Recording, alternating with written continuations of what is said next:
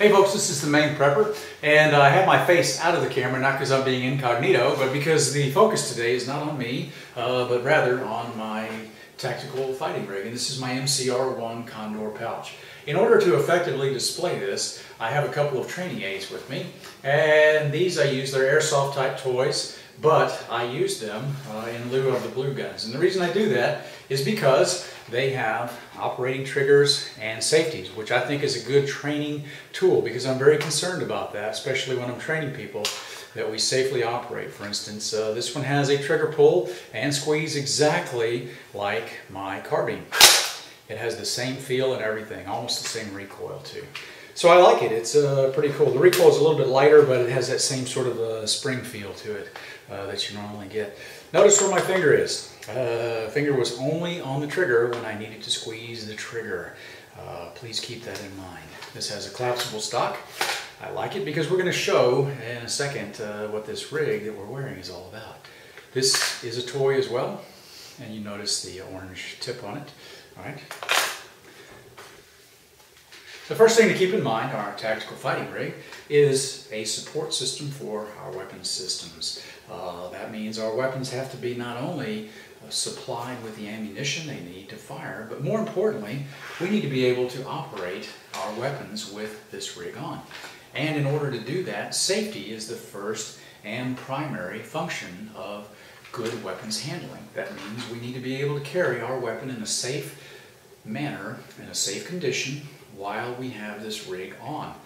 And part of safe means sustainable.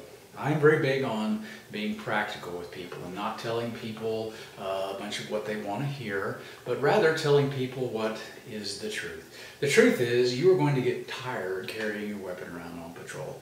It's going to weigh a lot. It's going to weigh 6.9 pounds if it's an AR-15, and if you have a magazine in there, it's going to weigh 7.9 pounds, and that means that's a lot of weight to carry around in an awkward and unnatural position. This is the type position that I will carry when I'm on patrol. I'll carry my hand either like this or on the front foregrip. Usually this is a lot more comfortable. My left arm rests on top of my magazine pouches, just enough so that it takes some of the weight off. So this is what's called skeletal as well. What it means is that my skeleton is bearing the weight of this weapon, not my muscles. Okay, this would be a muscle hold, right? This is where I'm holding the weapon out in front of my body and my muscles are controlling it. This would be probably more appropriate in a low ready type situation where I'm coming in or I'm coming on the approach for a target. Another thing that you will sometimes see is you'll see somebody like this when they're moving. That's only for a short period of time. I saw these guys on patrol and they did their whole patrol like this. This is called riding the sights. That's unnatural and extremely unsafe, and it's also very poor tactics because when you're looking like this over your weapon through your sights, you're only seeing tunnel vision. You're not seeing the rest of the fight around you. So part of the safe carry is that you be able to carry and sustain the carry. So here my left hand is skeletal and my right hand, my right arm is just resting down here. My finger is laying aside the trigger and my hand is on the pistol grip. I'm a very big believer in putting pistol grips on all my weapons, but on my shotguns I'll have the stock as well as pistol grip. Except for my partner, which is my pre-rawled home defense gun. Okay, so now that I think we've covered that with the rifle, at least for the safe carry, let's talk about the safe deployment. We want to be able to put the stock of the weapon into our dominant shoulder. Right hand shooter, right eye shooter, right shoulder. Right? So the right shoulder needs to be clear for as much as possible. Some people will put a magazine pouch here, and I did that for a while, and it was fairly effective, but I felt like it was always in the way. It kind of bothered me. So keeping this clear is going to be much more effective. I'll show you later with a sling, and the great thing about the sling is if you have the right type of sling, all you do is drop this down out of the way when you need to transition. Before you drop your weapon, make sure, and by drop I don't mean drop it on the ground. By drop I just mean drop away. By drop your weapon I mean make sure it's always, in fact it's a good policy, if you fire bang bang, click safe, down. Up, bang bang, in other words like this, up, bang bang, safe. Okay, that's a good policy to have. Before you drop the weapon out of your shoulder and come off target and do your left-right scan, make sure you go to safe. Okay, always go to safe as soon as you get done firing. Never leave your weapon in a hot status with the safety off. Bad idea, because you don't know what you're going to do. You may hook your rifle on a piece of your gear or something else, and you may have a negligent discharge, and it may be into your own body. Okay, so before you drop your weapon or take your weapon even out of your shoulder, it needs to be on safe. Drop the weapon down, and that'll allow you to do transition. Conveniently, by leaving this piece of real estate open, when we go to draw our pistol, we don't have anything in the way. Let me put this rifle down, and I'm going to show you something.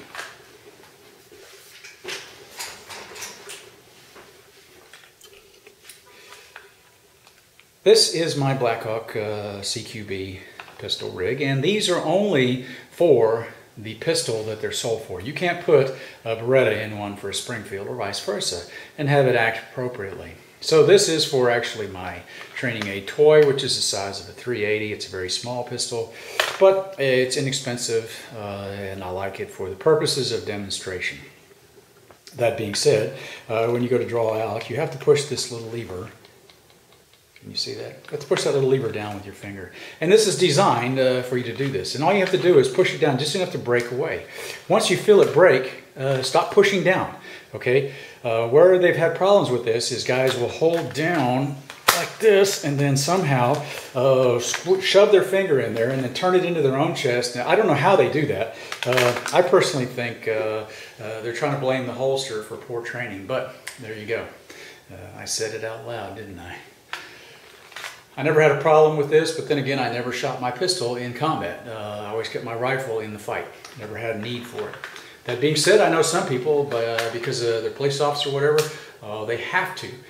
There are certain situations where they're not allowed to use their rifle, and they have to. And it takes a lot of training and discipline for somebody to set down their primary like that and go to this in the middle of a gunfight. That takes a lot of...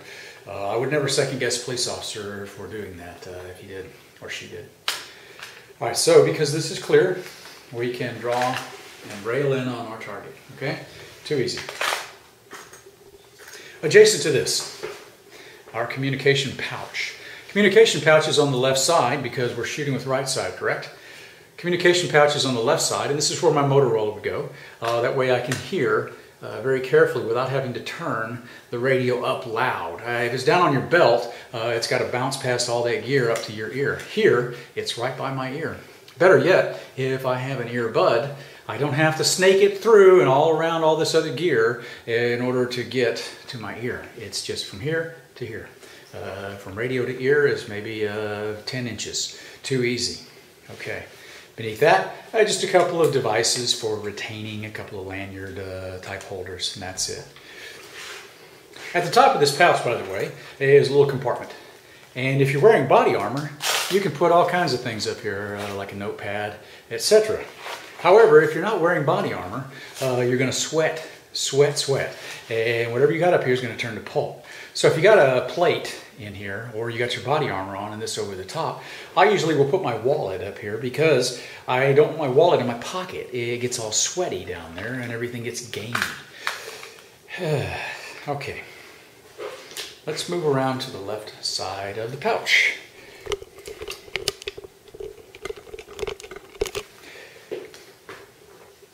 This is my drop pouch, and all you do is lift up like so, and you're ready to go. So if I know I'm going into an action, I'll open that up, and then after I get done firing magazine, I can drop them in here.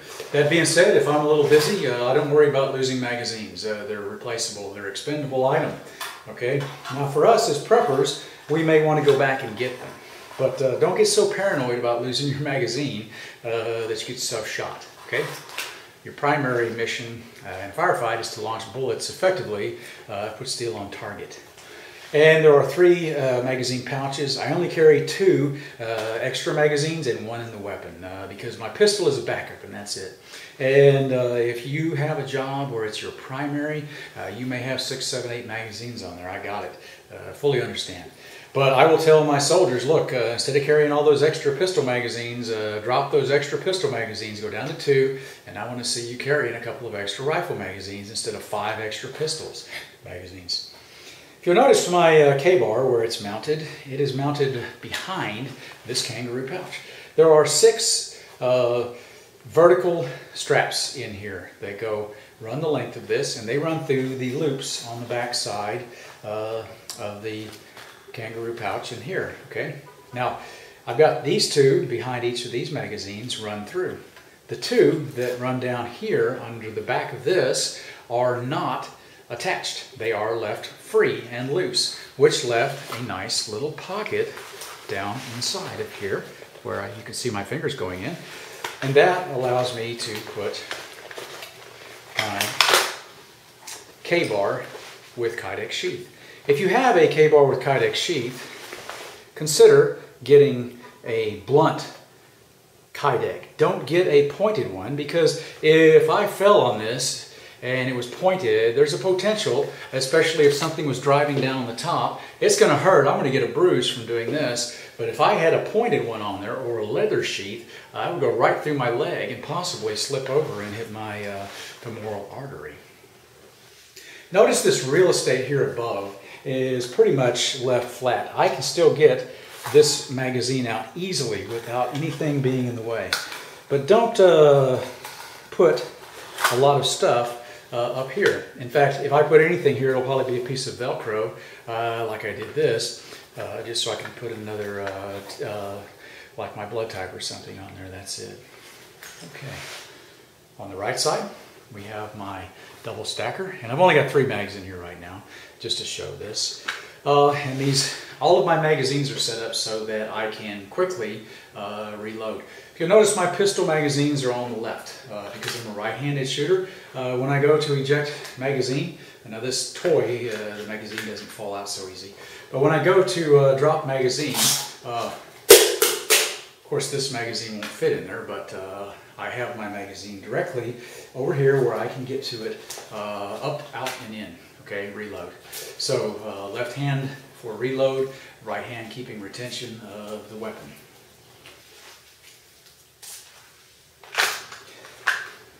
My rifle, I do the same thing. I drop and I can reach any of my magazines with my left hand. I would not want to put my magazines past here, okay, because I cannot reach them naturally. I'd have to do an extended underreach to get back here to get them. So for me, this is easy. I can reach all the way over here and get this magazine out easily, okay? Behind, in front of rather, the magazines are my compass pouch here, and my gadget pouch, which is where I've got batteries and medicine and chapstick. And if you're going to have paper in the field, make sure you have a pencil, because a pen, this mechanical pencil, a pen, the ink will get wet when it gets sweaty or when it rains, and whatever you wrote down that was so important that you write it down will be a blur when you get home, much like my life. Okay, now here is the placeholder. Well, this is where my IFAK's going to go, but I've got 2 IFAKs up in Maine, and I've got 3 CLSs up in Maine. I'm not buying any more CLS gear. I've got really good CLS gear. I'm a big believer in not half-stepping in that area because I get hurt a lot. One other thing this Condor MCR1 has, it has a huge and extremely generous provision inside for stowing gear, which I covered a little bit earlier. Now, it's a little difficult to get to things inside of here, and I never put anything in this compartment because it gets so sweaty. I sweat a lot from this part of my body right here above my core, and I don't put anything in here, but that's there. If I were going to carry something in there, I would put it inside of something, at least, if not one of these, at least a plastic waterproof type bag. And just to give a quick twirl, this is the way that I wear it. I keep my gear on pretty snug and tight. I don't recommend that you have your gear loose. I don't recommend it so tight that you can't breathe, but don't have it so loose that what's happening is as you're running, it's just going all over your body. Okay, so this is a little loose right now on me. I'll tighten it down a little bit before I go out into the field, but for now, for the purposes of the demonstration, I think it worked okay. All right, folks, this has been the Maine Prepper. I hope this covered things fairly efficiently for everybody. And if you have any questions, give me a shout on this. There are specific reviews on each of the pieces of gear listed in this playlist. And if you have anything else you'd like to add, throw it into the comments section below. Thank you, folks. This has been the Maine Prepper. Y'all have a good day.